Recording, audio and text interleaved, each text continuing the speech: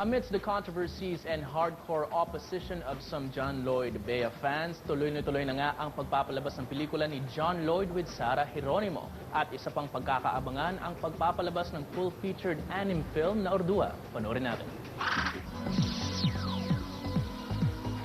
All eyes are on this new tandem na inaabangan na on the big screen. One romantic story that will set hearts on fire. A very special love starring John Lloyd Cruz and Sarah Geronimo. Isang puno ng pagmamahal, isang kulang sa pagmamahal, nagkita, isang mayaman, isang mahirap, isang gwapo, isang maganda.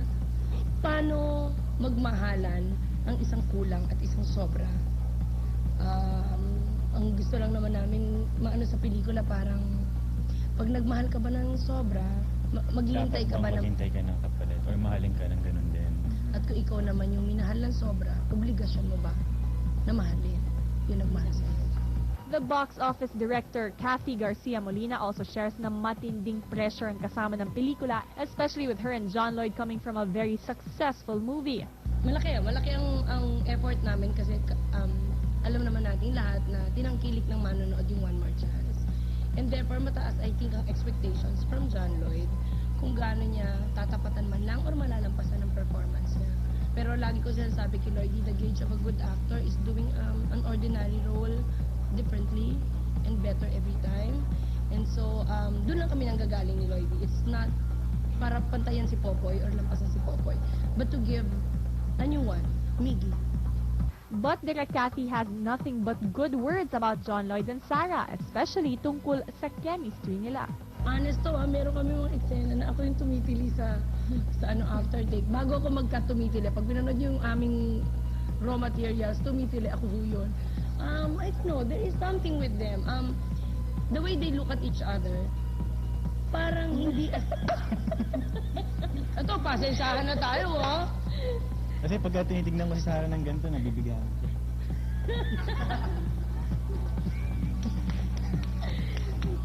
There's something wrong about me. Really something every time they look at each other. It's either si Sarah yung tawa ng tawa o si John Lloyd yung tawa ng tawa.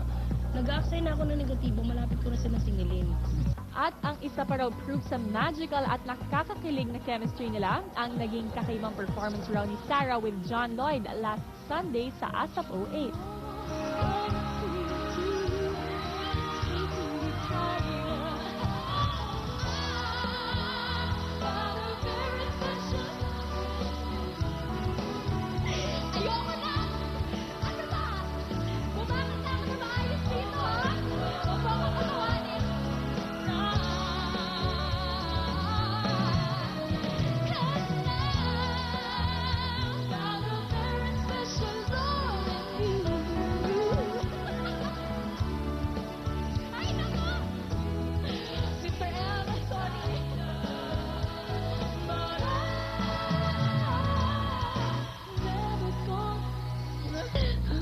Hindi kasi may lokahan po kami sa set na si yung assistant director po ni Direk. Yung sumasayaw sila ni John Lloyd. Kunyari sila yung love team. Eh, ginagawa niya kasi doon. So, na-distract ako, natawa na ako. Yun. Siguro masyado lang kami nag-enjoy. And ang pinaka-importante, nag-enjoy yung mga nanonood. Kaya naman itong sila Sarah at John Lloyd, may part 2 ang pagpapakilig.